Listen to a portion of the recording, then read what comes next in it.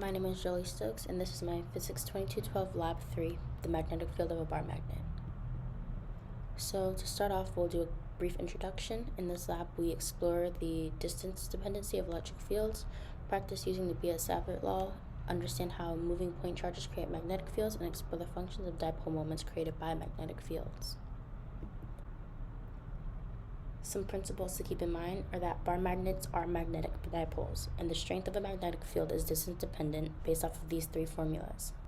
Some fundamental principles to keep in mind are the Phys law, understanding magnetic dipole moments, and understanding the differences between the on-axis and off-axis magnetic field. And looking at the results from our lab, we'll understand that mu, which is the magnitude of the magnetic moment, is 3.53, and that n is 0.567, and we'll go over how to derive those later. So moving on into our experimental data, calculations, and observations, starting with our experimental setup. First, we found the magnetometer chip in our devices by taking the magnitude of the magnetic field at different positions in our phone.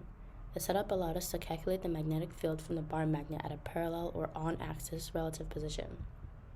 We took the measurements of the field at different locations, looking for different values, and averaged them together as the table suggests.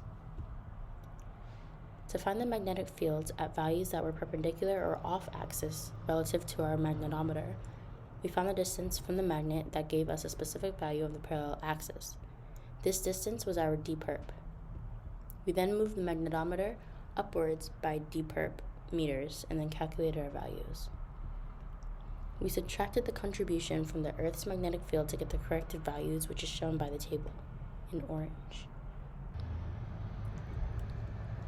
Looking quickly at our observations, we understand that when the magnetometer is far away from the magnet, it measures at a near zero magnetic field in the x direction.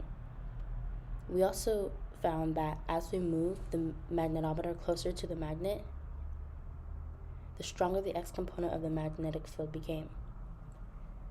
We know that the position of the magnetometer affects the measured x component of the magnetic field, which is why it's important to keep them aligned to measure the greatest value. And as the magnetometer moves closer to the magnet, the x component of the magnetic field does increase. We'll look quickly at our calculations. Most of our values were given by our graph. We know that the equation of a graph is y equals mx plus b, and our equation for our graph was y equals 0.567x plus negative 10.4. From our equation, we know that y equals ln of the magnetic field in the x direction, and that m equals n, and that b equals ln of k, and that x equals ln of r.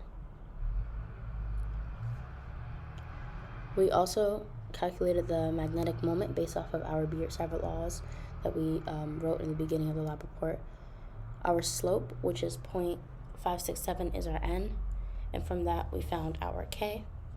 Then we applied it to our Phys equations to find our mu, which is the magnitude of the magnetic moment. So we'll quickly look at the code. Here we defined our constant values. We then created the magnet of our specific origin before creating a function for the magnetic field using our magnitude, our hat, and our Phys equation. By defining the dipole moment of our magnetic field, we created a function to represent the magnetic field. We created arrows that would allow us to visualize the magnetic field both on and off axis as defined earlier in the lab report.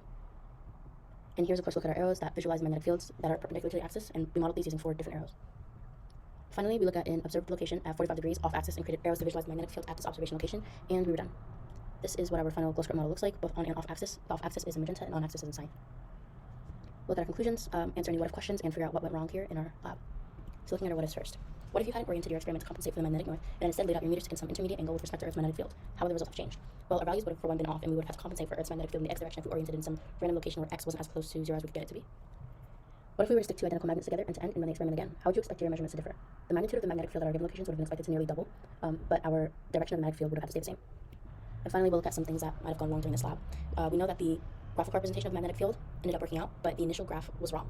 Our initial graph looked like a slope upwards when it should have definitely been sloped downwards, but there are many factors that could have affected the measurements, which could have included the alignment of the phone may not have been correct. My phone may have shaken around or poorly positioned when I took measurements. However, the most likely reason for the weird values may have come from the fact that the very strong bar magnet touched the phone several times before the experimental setup was complete. So by the end of it, my phone was detecting north as southeast for a few hours after we had taken the values for the lab. And as Google suggests, that magnets, especially strong ones, can have an effect on the magnetic sensors located inside of smartphones. So that probably messed with the results.